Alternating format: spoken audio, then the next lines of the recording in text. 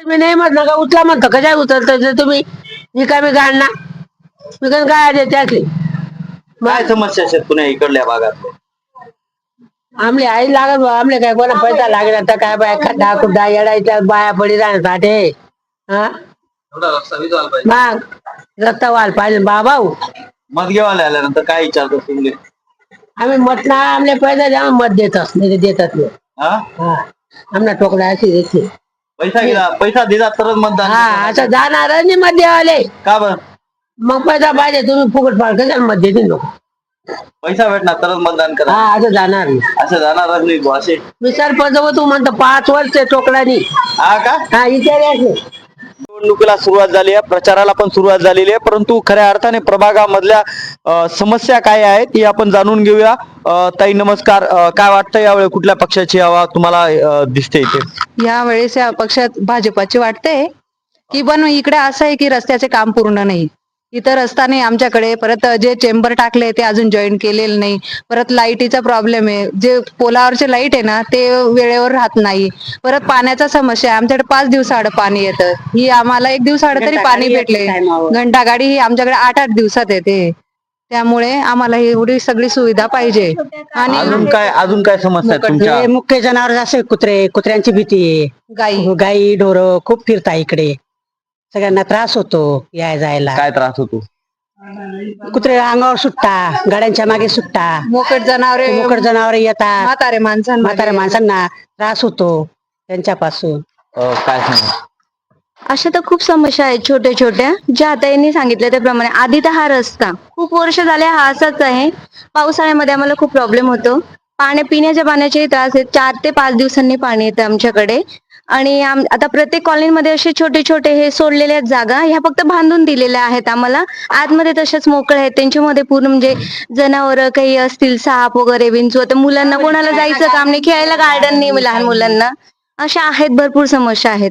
मोकट जनावरांच्या जास्त करून कुत्र्यांच्या आहेत ना. लहान मुलं शाळेत जातात त्यांच्या मागे ते कुत्रे लागतात. आता आम्ही घरातून आवाज ऐकलं तर पळत येतो, नसलं तर काय करायचं. आणि घंटागाडीची मोठी समस्या आहे. घंटागाडी 8-8 दिवस येतच नाही. मग 2-2, 3-3 डस्टबिन भरून पडतात. मग ते कुठं फेकायला जाणार आम्ही असं. हा जागाच नाही फेकायला आमच्याकडे.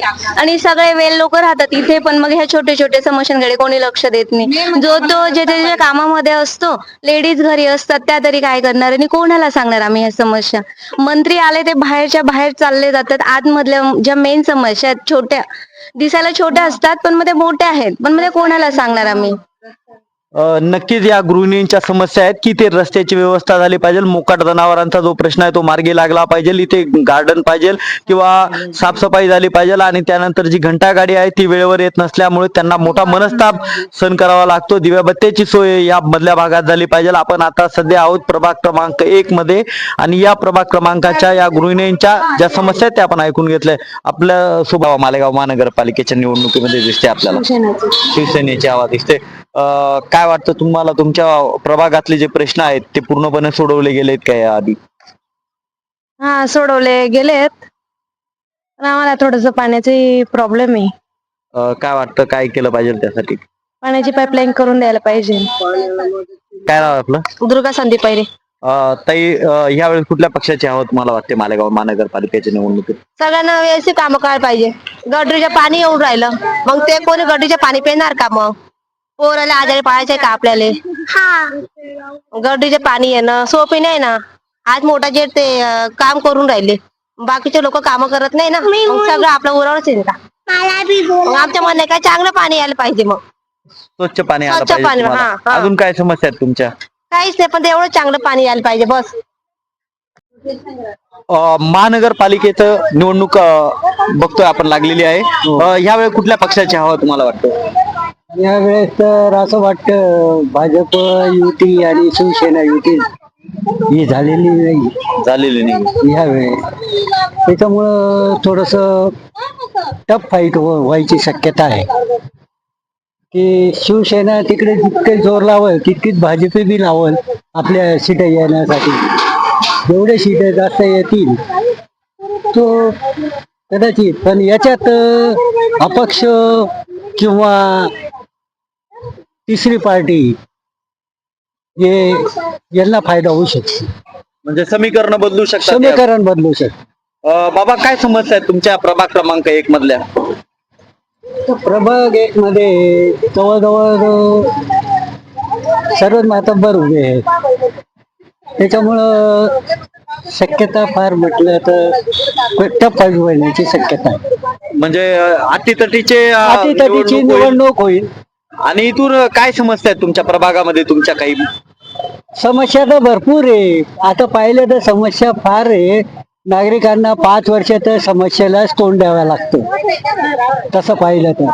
कारण की इथं जे आपले हे जे येतात निवडून येतात ते फक्त मतांसाठी येतात, हात जोडून जातात. मत भेटल्यावर जे येतात ते आपले 5 वर्षानंतरच आपल्या इकडं काय चालू आहे काय नाही आहे ते पाहतात. तेव्हाच त्यांना आठवण होते, हे काम करायचं राहून गेलं होतं, ते काम करायचं राहून गेलं होतं.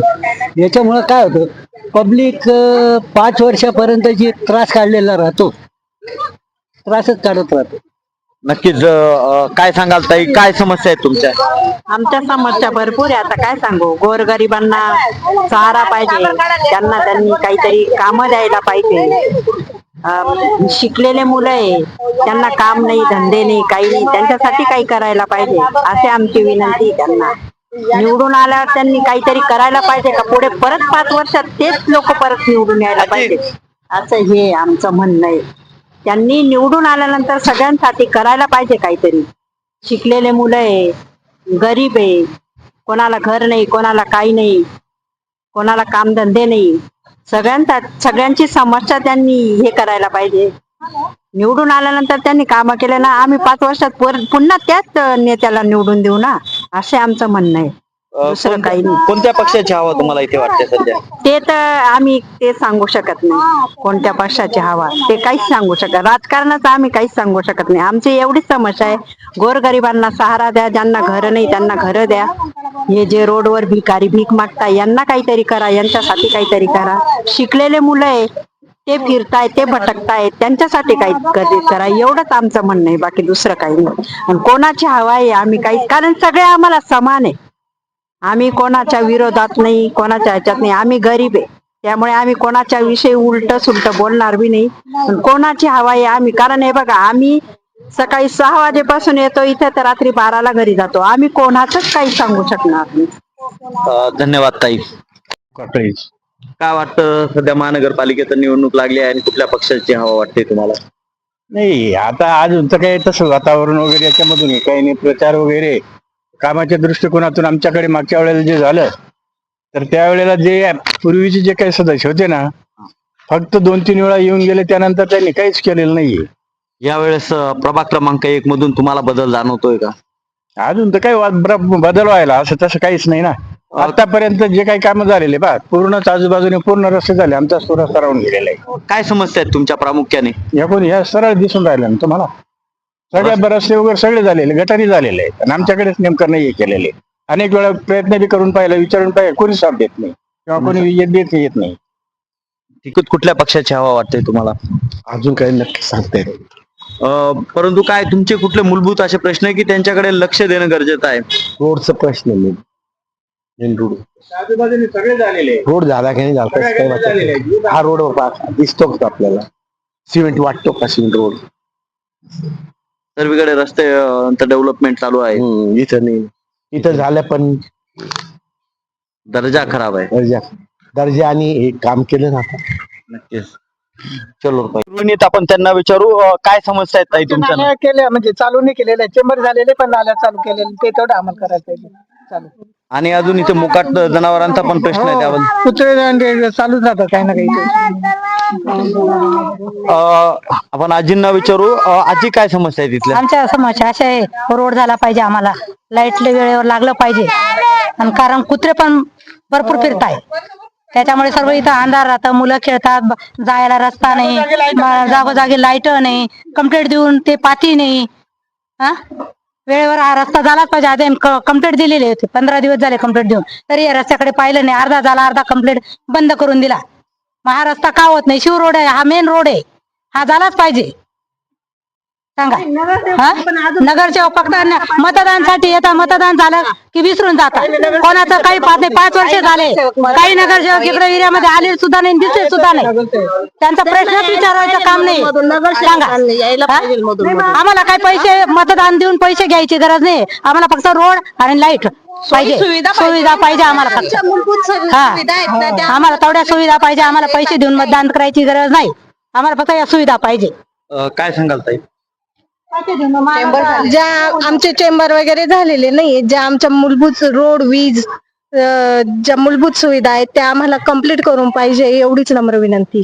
नक्कीच नागरिकांच्या समस्या आहेत, मूलभूत सुविधा ज्या आहेत त्या प्रशासनाने त्यांना पुरवल्या पाहिजे. कुठल्याही आमिषाला बळी न पडता, पैसे न घेता मतदान करणार आहेत, परंतु या ज्या मूलभूत समस्या आहेत त्यांच्याकडे लक्ष देणं सुद्धा प्रशासनाचं, त्यासोबत नगरसेवकांचं काम आहे, असं या इथल्या स्थानिक महिलांचं मत आहे. बघूयात येणाऱ्या निवडणुकीमध्ये जनता कोणाला कौल देते आणि खऱ्या अर्थाने या भागाचा विकास होतोय का ते.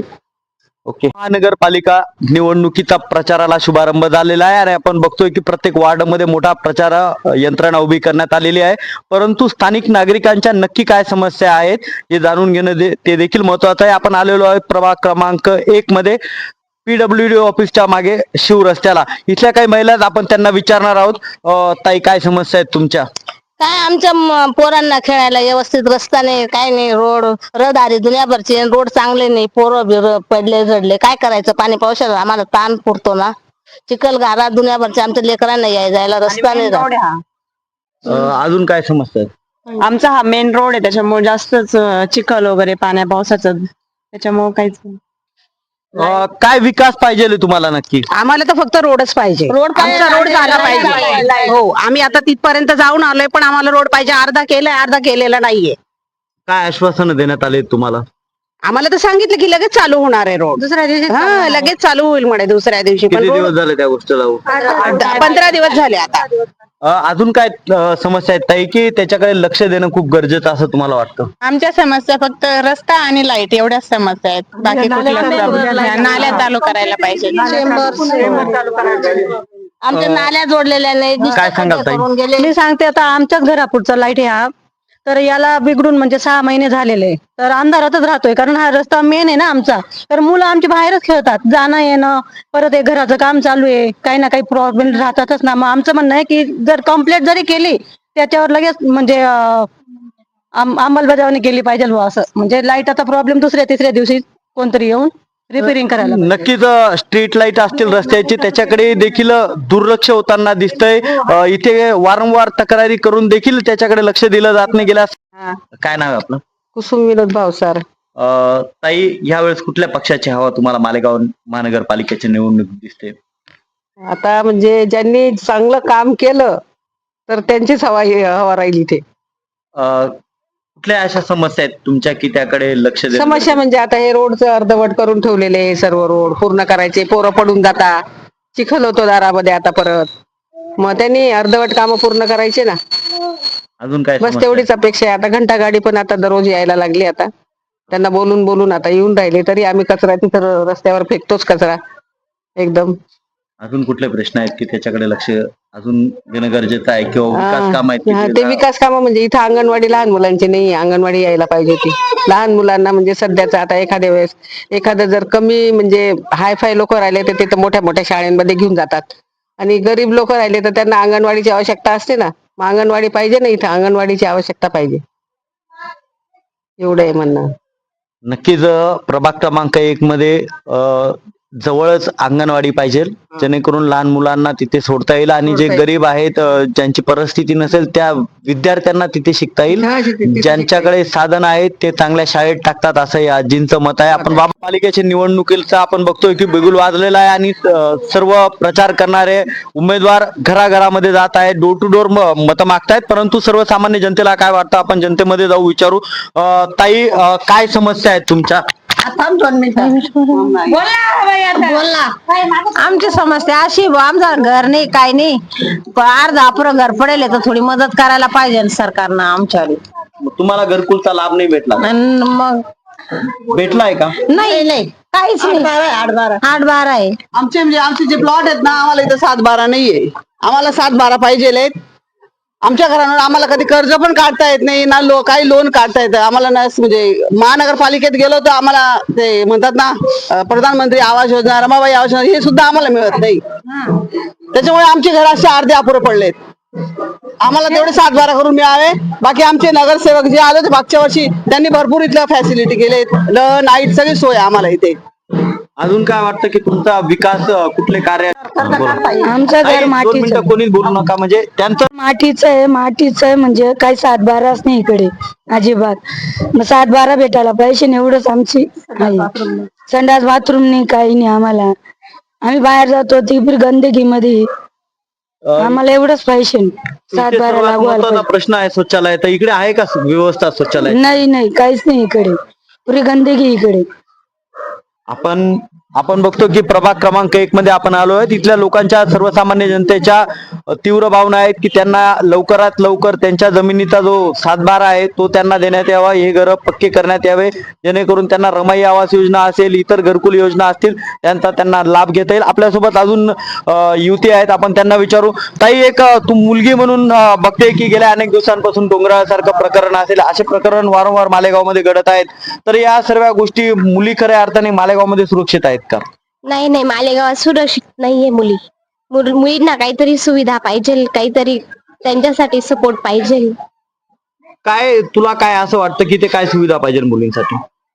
मुलींसाठी चांगल्या सुविधा पाहिजे. एकट्या बाहेर कामाला जातात त्यांना रात्रीचं जावं लागतं. इथे चांगल्या कंपन्या चांगले कामं पाहिजे. आहे बाकी कामे पण तिथे पेमेंट चांगला नाहीये. जास्त वेळ ड्युटी करून घेता 12 घंटे ड्युटी त्यात पेमेंट कमी देता. नक्कीच इथे शिक्षक युवती आहेत त्यांचं म्हणणं आहे की इथे रोजगार निर्मिती झाली पाहिजे. मालेगावमध्ये जे आहेत तुटपुंजे तिथे त्यांना पगार कमी मिळतो. इथे MIDC पण आहे आपल्या हाकेच्या अंतरावर परंतु इथल्या युवतींना पाहिजे आहे तो रोजगार. बघूयात येणारं कोणतं सरकार यांना रोजगार उपलब्ध करून देत आहे.